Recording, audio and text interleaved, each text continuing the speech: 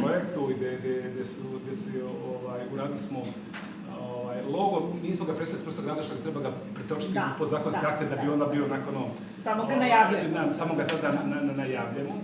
Imamo ove kontrolne markice, jeste malo komplikovanija procedura, ali suština je bila tih kontrolnih markica upravo da napravi tu vidljivost tih proizvoda koji te nose markicu. To nam je jedan od predmeta i u zakonu, čisto da se zajedno sa proizvođačima, da prodiskutujemo to, da li da krenemo i dalje sa tom upotrebom markica, da li negdje da ih redefinišemo, već kako god, ali čisto da vidimo, jer stvarno je suština jeste da moramo raditi na vidljivost tih i proizvođača i naravno proizvoda. Opet ću pošto malo priča sada pravi paralelu sa organskom hranom, ali suština je ista, i ovdje je jako bitno ono što smo, i taj registar, u suštini šta potrošači hoće da vide tog proizvođača. Ono kad gleda, ne znam, to smo kod organske proizvodnje, kada prodaje organski krompir, ne znam, od Raketića, on voli da vidi, pa gdje to mogu tog Raketića, stvarno vidim da li on to, znači ukucaš, odeš na sajt ministarstva, ukucaš Raketić i vidi stvarno on proizvođač tog krompira. Tako i ovdje možemo da radimo, jednostavno da pružimo te informacije potrošača, će on to moći da provjeri da to stvarno, bavi se s tim, znači nije laž, ali? Tako da, mi smo, kažem, dosta smo sumnjičavi, nažalost ima dosta stvari koji se ovdje stavljaju se u promete koji baš ne odgovaraju onome što piše, ali jednostavno to negdje moramo imati na umu, da moramo imati u pozadini te neke kontrolne mehanizme koji će jednostavno garantovati da je to istinito što se nalazi u prometu. I zato je ta sertifikacija toliko i važna, jer to imamo od nezavisnih tela. Imali ste neko pitanje, izvolite? Pošto to, naravno, sad smo u procesu usklađivanja sa Evropskom unijom, neka obaveza. Ja to uvijek ne bih kad kaže to moramo raditi zbog Evropske unije. Ne moraš raditi zbog Evropske unije, zbog sebe radiš, ali? I to je neko suština. Mi sad imamo zakon koji uređuje sve proizvode, znači uključujući ono što nije hrana i ono što je hrana. I to je sad malo onako komplikovano uspostaviti iste procedure, posebno s aspekta kontrole. I ono sada što je Ministarstvo poljoprivrede jeste napravilo jedan nacrtnu verziju zakona koji uređuje samo zaštitu geografskog porekla poljoprivrednih i prehrambenih proizvoda. I to je uređena nacrtna verzija. Kažem, mislim da smo napokon i tu zadnju neku instancu koju smo negdje tu prepreku ili tu neku dilemu da smo to razriješili i činim se da bi to negdje septembar, oktobar mogli da se napravi jedna možda u užom krugu, znači kako god već, to je stvar, znači da se malo prodiskutuje o svim tim nekim bitnim elementima koji će sadržati taj budući zakon. Dozvolite da komentarišem, da li je nacrt zakona ušao u proceduru javne rasprave? Nije još. Zapravo nacrt, to je više kao radna verzija. Da, postoji. Radna verzija nacrta, ovdje je možda dobar trenutak, iako pričam iz drugog ugla, javnih promjene, javnih politika, kad kažem, dijalog treba da uključi sve strane, ali i inicijative treba da dođe upravo od konkretno u ovom slučaju samih proizvođača, jer teme koje su važne, vi ste ti koji držite teme na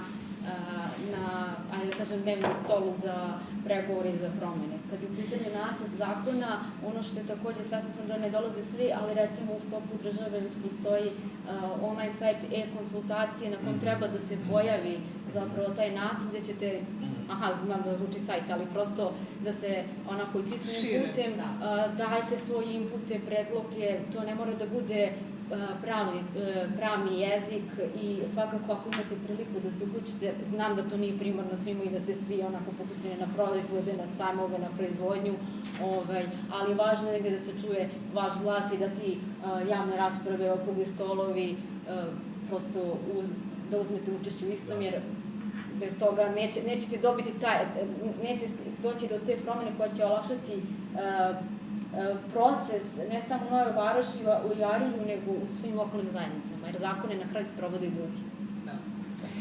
Hvala vam. Izvolite, naravno.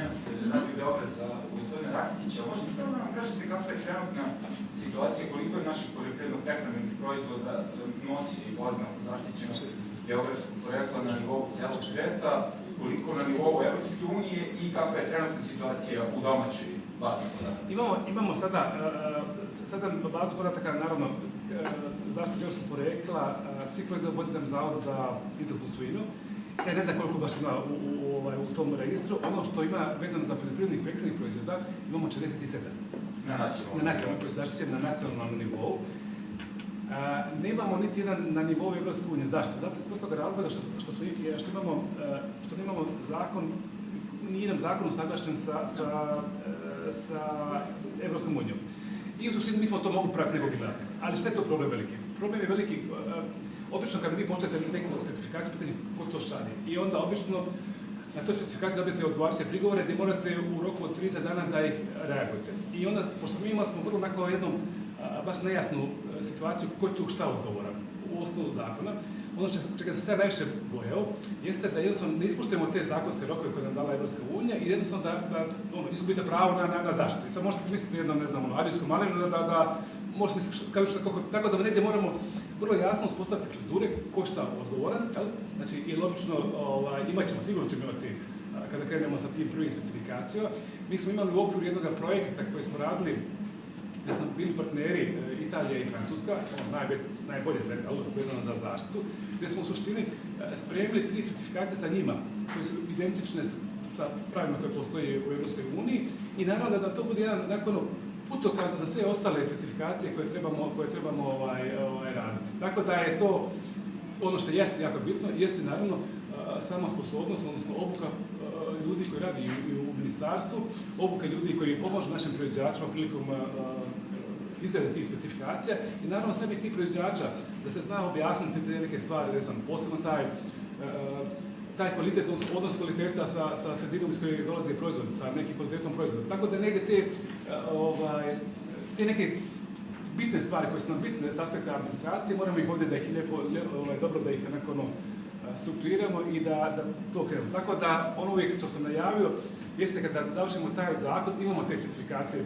manje više one su spremne i odmah nakon usvajanja toga zakona išle bi te specifikacije na zaštitu na nivou Evropske unije. To bi nama dalo, ono što je jako bitno, čini mi se dalo bi jednu bolju tržišnu poziciju samim našim proizvođačima, ipak je zaštićen sa proizvodima, ne znam, sa sirima tamo iz Francuske, nekim mesnim prerađevinama iz Italije.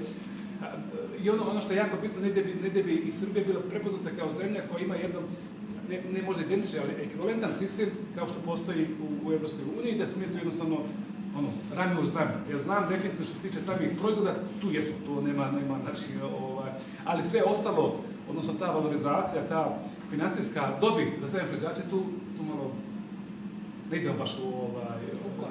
idemo baš u korak sa svim tim njihovim proizvođačima.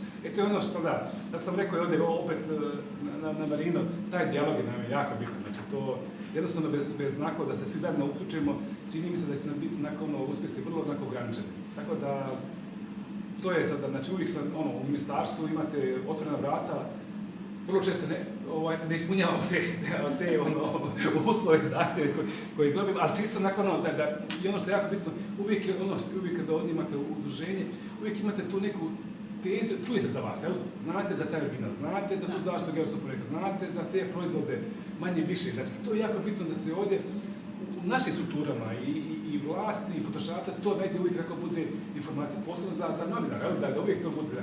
Negdje sada, vidim sada da su trgovački lanci malo menjaju politiku, da sada oni zovu nas, sad bi baš je bilo Metro je vas tražio da im damo neke proizvođače vezano za zaštitu geografskog porekla jer bi oni htjeli da se negdje i oni promovišu kao ne znam domaći marketi, jer to njima je jako bitno da na taj način privuku klip. Tako da se, kažem,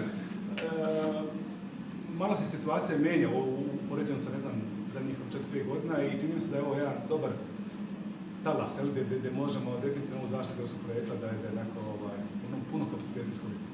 Izvinjam se, pitao sam i za ceo svet koliko ima oznake, su 3 one oznake. To je preko Lisabonskog aranžmana. To je preko Lisabonskog aranžmana i to je onako malo drugačije. Malo drugačije, puno jednostavnija je ta procedura, ali je malo drugačije i negdje čini mi se da je puno bolja prepoznatljivost kad idete preko Evropske unije. Iz razloga za šta?